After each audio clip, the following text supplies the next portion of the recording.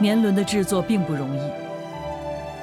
壶身遍布纵向条纹，条纹中隐约闪现圆坑，这意味着需要用到2种不同的手法：赶压和戳点。2种手法均会对身筒造成挤压，会产生向内的塌陷力量。如果力量不能一致，壶身就会在烧制时偏向弱侧。除了按压力度，关键还在于壶盖与壶身的接缝处。由于采用了嵌盖设计，壶盖的条纹与圆坑需要平稳过渡到身筒，让2者毫无破绽，需要取盖十分小心。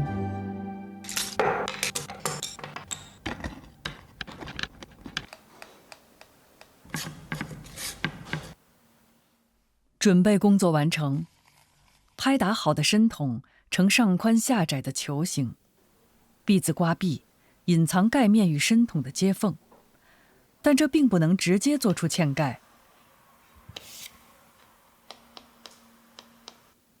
壶手必须用举车再做一个泥片，泥片与口沿等宽，覆盖到身筒上方，形成一个2层盖。2层盖之间用玻璃纸隔开，避免泥片粘在一起。一切的准备都是为了确保在掀开盖子那一瞬间万无一失。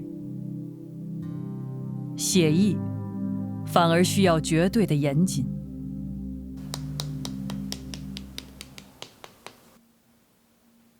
赶压出来的条纹恰好增加了身筒的表面积，让本来用于装饰的竖纹成为支撑壶身的柱子。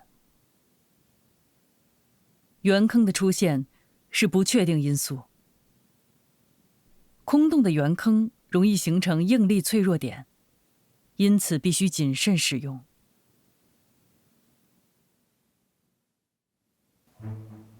掀盖的时候到了，举车抵住圆心，刀刃切割开一条细细的线。一把较真的壶要在这一刻揭开壶盖。旁皮刀斜下，刺进缝隙，稍有不慎便会挑出一块难看的疤痕，让前面的努力都付诸东流。满片露出，